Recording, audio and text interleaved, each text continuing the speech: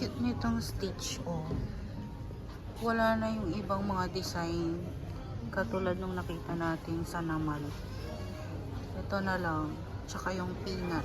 Ito yung isa. Ito yung peanut. Kala ko makikita ko yung ano ko.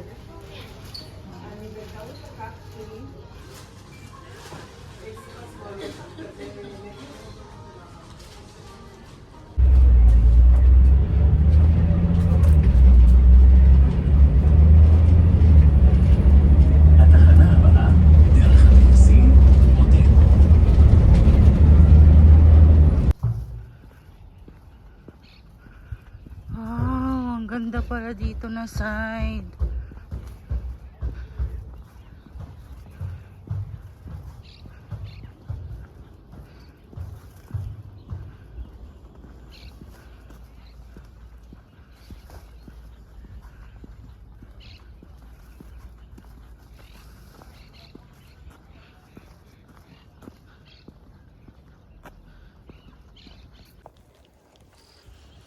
Hello. So kakabalik ko lang galing work, ay galing day off. Babalik na ako sa work. So tumambay muna ako dito sa place kung saan may upuan. Tapos malapit dito yung pinaglibingan ko kay Hopi. Tapos ayun, tuloy pa rin yung kaguluhan dito sa war ng Israel at Iran. So talagang mapapaisip ka na lang kung ano nang next move mo, ano ba, to stay, umuwi, ano, kung uuwi ka naman, anong gagawin mo sa Pilipinas. Parang mas nakakatakot yung kahirapan sa Pilipinas. So hindi mo talaga alam kung ano nang gagawin mo. Kahapon nga papunta ako sa part-time job ko, tapos bigla akong naabutan ng Shirin sa labas. So grabe din yung kaba ko, grabe din yung takot ko ano nang mangyayari, kasi ang dami-daming nakikita sa balita na may nabumagsak, may natamaan sa labas, ganyan. So ayun, syempre kinakabahan din ako, natatakot din ako, pero nagdadasal na lang ako sa ano na protektahan kami dito, ganyan. Wala pa namang shelter doon sa tinitirahan ko sa Tel Aviv, sa apartment namin wala kaming shelter. Pag nandito ako sa trabaho, kahit papano kampante ang loob ko kasi meron kaming shelter natatakbuhan. Yun nga lang is nakakapagod yung trabaho ko kasi parang doble, nag-aalaga ka tapos dadalhin mo siya sa shelter, ganyan. So nakakapagod talaga, pero sabi nga nila wala pa yung pagod namin kung sa pagod ng mga gumagawa ng paraan para hindi bumagsak yung mga basyo ng bomba dito sa baba ng mga ano nila, army nila, ganyan. So wala tayong karapatang magreklamo, magdasal lang, ganyan.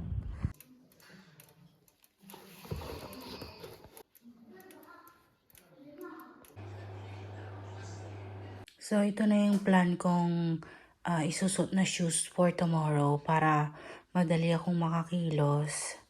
Binili ko talaga to kasi para hindi masakit yung paa ko. Kasi lately parang masakit yung paa ko. So ito yung shoes ko. Ready na rin siya. Tapos gray tayo for tomorrow. So ito yung aking sweater. Kasi malamig pa rin bukas. Sweater, tapos jogging pants.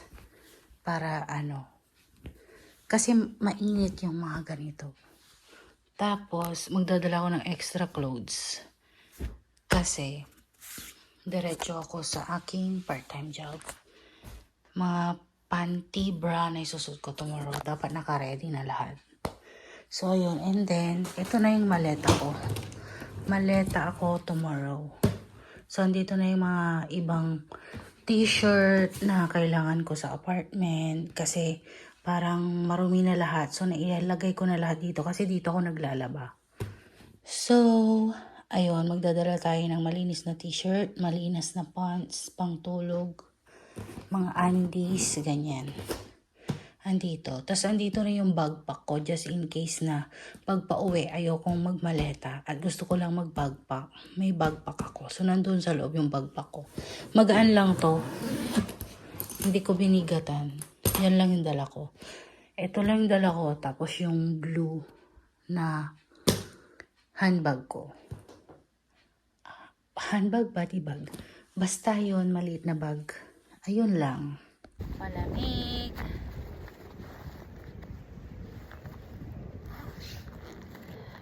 Lalagay tayo ng lipstick.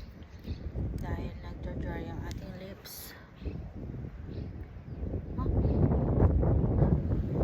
Ay, sumagi siya sa hair ko.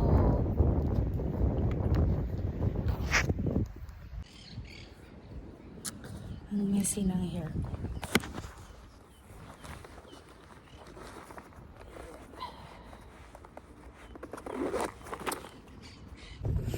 Yun. Hindi ako nag-backpack today. So, nagpaleta lang ako. Tapos, tong sling bag ko. So, punta na tayo ngayon sa aking isa pang trabaho.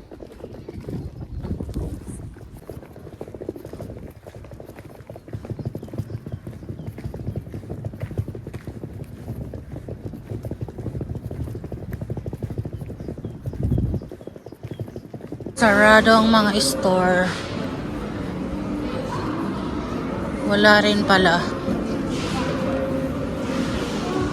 akong magagawa.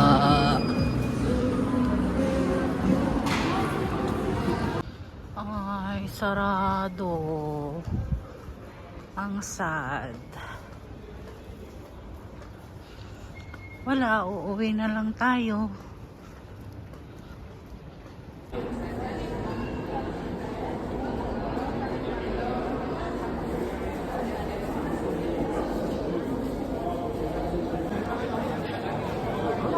Ayan, tatakbo na sa Takana.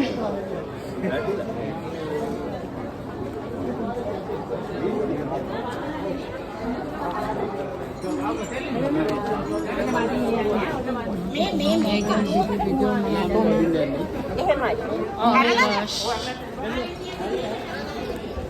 Oh my gosh.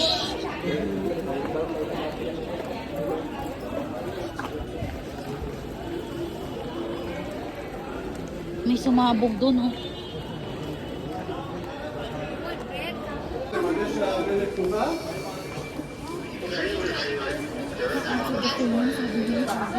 Nag-declare na si Trump na.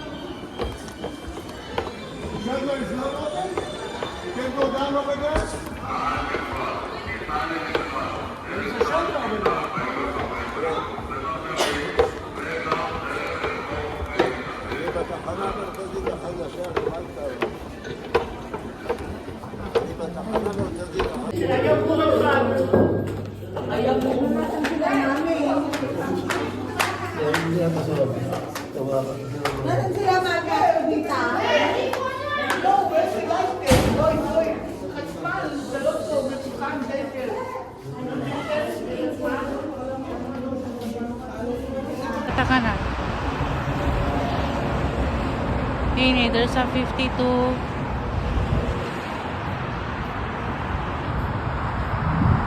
475. 52. Babaya.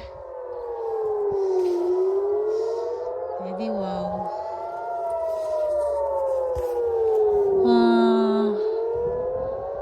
Oh my gosh. Diyos ko. Magko-concert pa ako.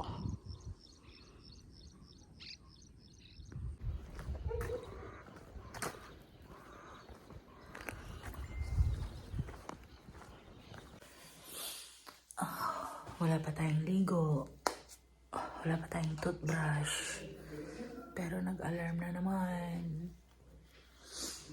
So, ganito yung current situation natin.